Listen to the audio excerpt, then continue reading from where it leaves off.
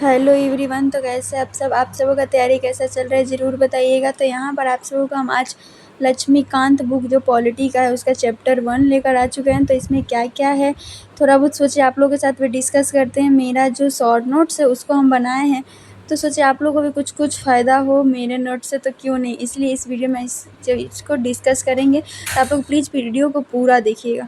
देखिए, Indian polity समझने के लिए पहले हम लोग को समझना ही पड़ेगा कि भारत का संविधान जो ब्रिटिशर्स थे तो कैसे क्या उन लोग का रूल रहता था। अगर ये हम लोग अच्छे से समझेंगे तो हम लोग को आगे समझ में आएगा कि इंडियन कॉन्स्टिट्यूशन आखिर फ्रेम कैसे हुआ था।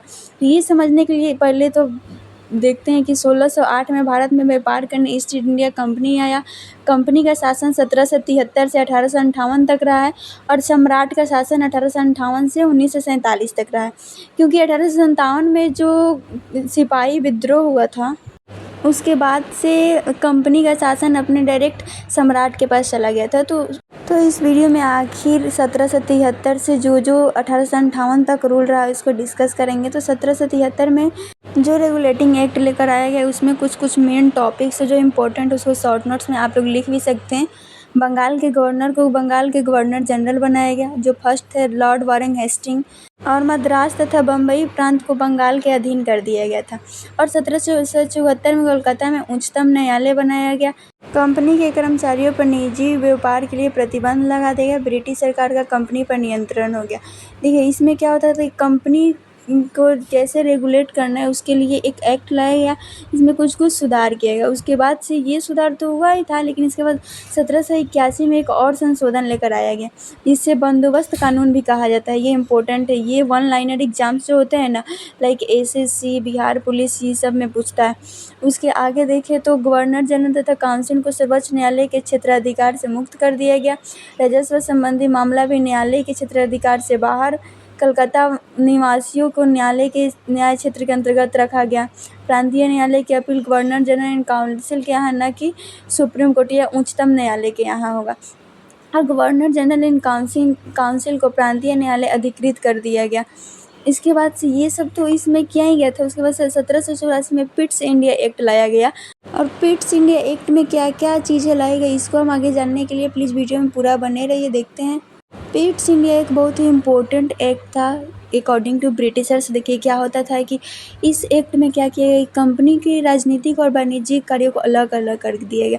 मतलब कि किस तरीके से राजनीति अलग होगा और कमर्शियल चीज़ें अलग अलग चीज़ें होगी। और यहाँ पर द्वैध शासन आरंभ किया गया। और उसके बाद से नियंत्रण बोर्ड के पास ब्रिटिश नियंत्रित भारतीय नागरिक और सैन्य सरकार और राजस्व गतिविधियों का नियंत्रण कर दिया गया। पहली बार कंपनी के अधीन क्षेत्र को ब्रिटिश अधिपत्य क्षेत्र कहा गया। देखिए, कंपनी जिस क्षेत्र पर अधिपत्य अपना जमाई थी उस क्षेत्र को पहली बार जो पिट्स इंडिया एक्ट था 1784 में, उसी में बोला गया कि ये सब ब्रिटिश अधिपत्य क्षेत्र है, जो बहुत इम्पोर्टेंट है। ब्रिटिश सरकार को भारत में कंपनी के कार्यों और प्रशासन पर पूर्ण नियंत्रण हो गया। इसमें क्या किया कि ब्रिटिश सरकार धीरे धीरे भारत में जितने भी कंपनी के कार्य और प्रशासन थे उस पर अपना अधिपत्य जताने लगा, अपना मतलब अधिकार बनाने लगा कंपनी के ऊपर भी। उसके बाद से 1786 का अधिनियम आया, जिसमें कुछ महत्वपूर्ण सुधार किए गए, जिसको समझने के लिए आप लोग को बता दें 1786 में लॉर्ड कॉर्नवालिस को बंगाल का गवर्नर जनरल नियुक्त किया गया था। विशेष मामलों में काउंसिल के निर्णयों को न मानने का अधिकार था। किसके पास, जो ये लॉर्ड कॉर्नवालिस थे इनको अधिकार ये दे दिया गया था कि कोई विशेष मामला है जो काउंसिल निर्णय तो लिया लेकिन आप उसको नहीं भी मान सकते हैं। और सेनापति अथवा कमांडर इन चीफ का पद भी इनको दिया गया था। इसके बाद से 1793 का चार्टर कानून आया। इस कानून में कुछ कमियां थी, हर बार कुछ सुधार करने का प्रयास किया गया। 1793 का चार्टर कानून क्या कहता है, 1786 में लॉर्ड कॉर्नवालिस को दी गई शक्तियाँ भविष्य के लिए विस्तारित किया गया। मतलब जो आगे भी गवर्नर जनरल बनेंगे बंगाल के, उनको भी ये सेम शक्ति दी जाएगी, इसके लिए ये प्रस्ताव किया गया। उसके बाद से बम्बई मद्रास प्रांत पर अधिक नियंत्रण करने शक्ति गवर्नर जनरल को दिया गया। गवर्नर जनरल को ये शक्ति दे दिया गया कि बम्बई और मद्रास प्रांत है उस पर आप नियंत्रण कर रही है, उस पर आपका नियंत्रण नहीं रहेगा। और व्यापार एक का अधिकार 20 वर्षों के लिए बढ़ा दिया गया। देखिए, व्यापार में जो मोनोपोली था उनका ब्रिटिशर्स का, उसको 20 वर्षों के लिए और आगे बढ़ा दिया गया, एक्सटेंड किया गया। यही सब चीज़ें थी। बाकी और कुछ पॉइंट से चार्टर कानून 1813 आया। यहाँ पर क्या होता है कि चाय चीनी के अलावा कंपनी एकाधिकार समाप्त हो गया। कंपनी का जो मोनोपोली था उसको समाप्त किया गया, लेकिन चाय और चीनी के लिए रखा ही गया। चाय और चीनी पर उसका मोनोपोली बना ही था। कंपनी शासित क्षेत्र पर ब्रिटेन के राजा का प्रभुत्व स्थापित किया हो गया। ईसाई मिशनरियों को भारत आकर लोगों को प्रबुद्ध करने की अनुमति मिल गई और यहाँ पर उन्होंने एक और स्टेप लिया था, पश्चिमी शिक्षा का प्रचार प्रसार करना स्टार्ट कर दिया था। उसके बाद से स्थानीय सरकार पर कर लगाना और न भुगतान करने पर दंड की व्यवस्था भी कर दिया गया। जो उनका मेन मुद्दा एम यही था कि कर लगाओ और दंड दो।